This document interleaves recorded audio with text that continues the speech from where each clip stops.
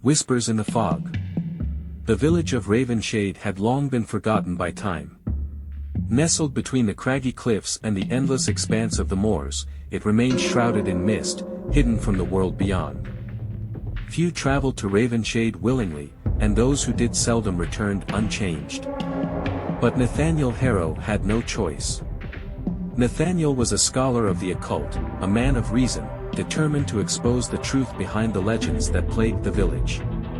He had spent years tracking the accounts of disappearing travelers, the whispered rumors of specters lurking in the fog, and the cursed estate that loomed over the village like a silent warden. Blackwood Manor. The manor stood at the very edge of the cliffs, its towering silhouette barely visible through the swirling mist. Its windows were black voids, its doors warped with age. It had once belonged to the Blackwood family, wealthy landowners who had mysteriously vanished a century ago, leaving behind only an empty house and fearful villagers who refused to speak of them.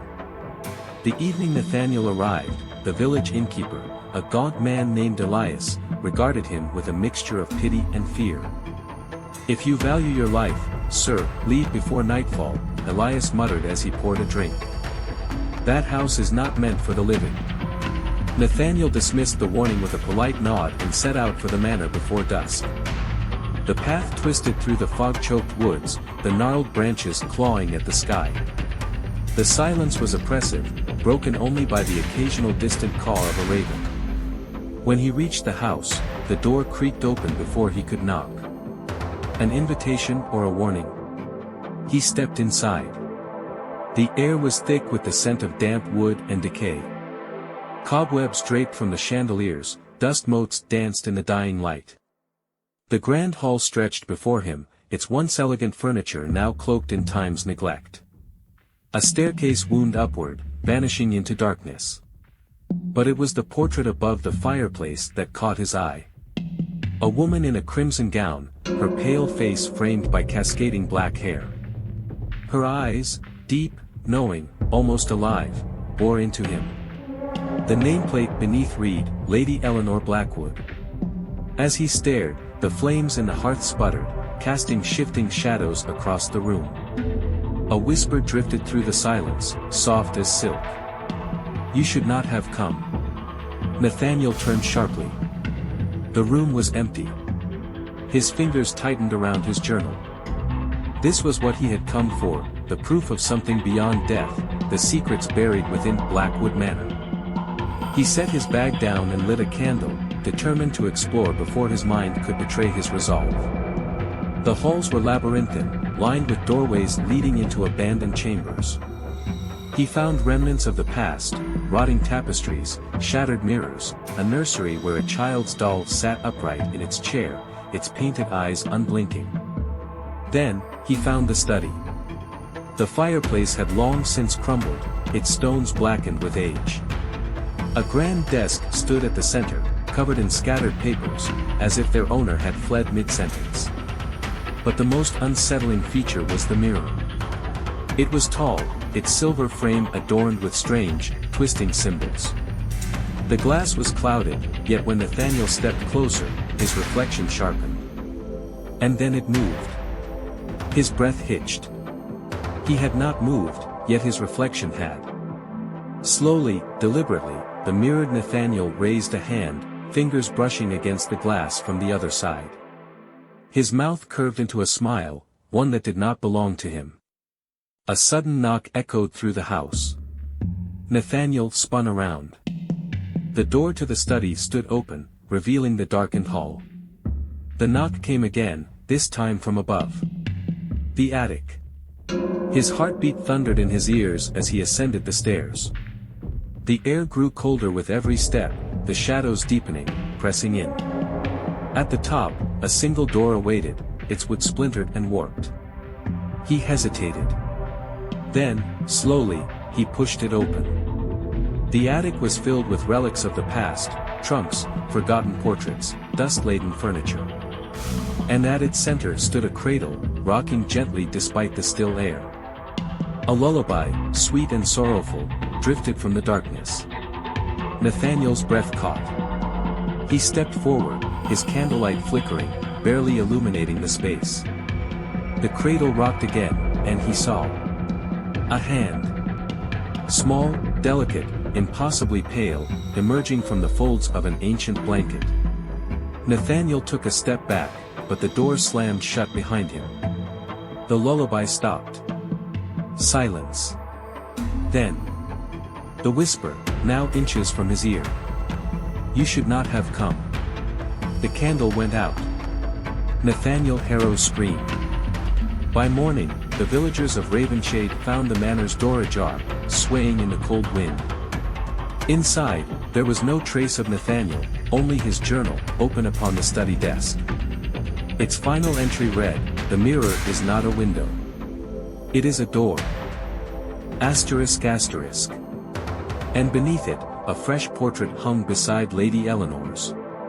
Nathaniel Harrow, his expression frozen in silent terror, his reflection forever trapped in the glass. The haunting of Ashgrave Manor. The road to Ashgrave Manor wound through an ancient forest, its gnarled trees clawing at the sky like skeletal fingers. Thick mist clung to the ground, muffling every sound except for the distant hoot of an owl.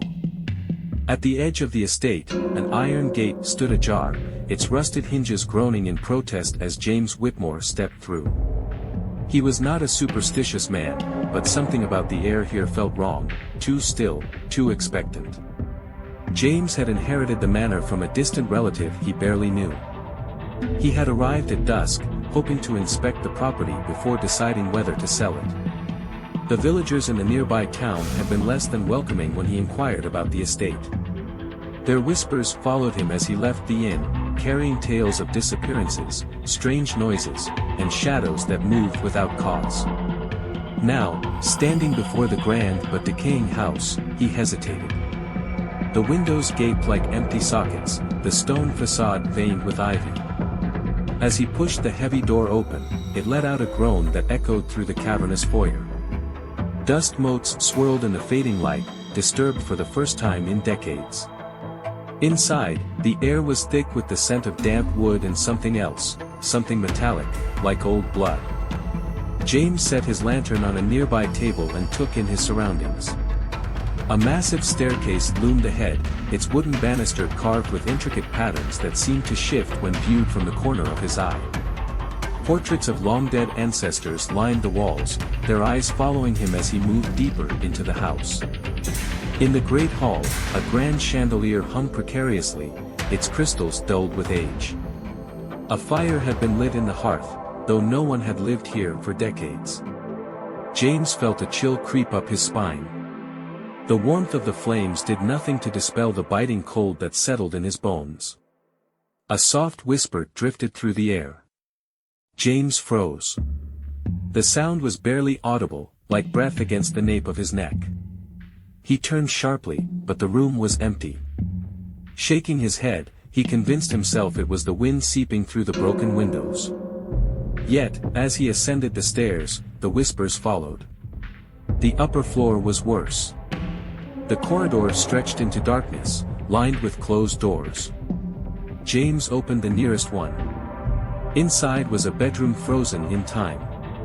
A vanity still held its collection of brushes and perfume bottles, a four-poster bed was draped in sheets thick with dust, and in the farthest corner, a child's rocking chair swayed ever so slightly. Then he saw the mirror. It stood against the wall, taller than any he had seen before, its silvered surface warped with age. As he approached, his reflection remained blurred, indistinct. He raised a hand, and the reflection did not follow. James staggered back. The figure in the mirror smiled.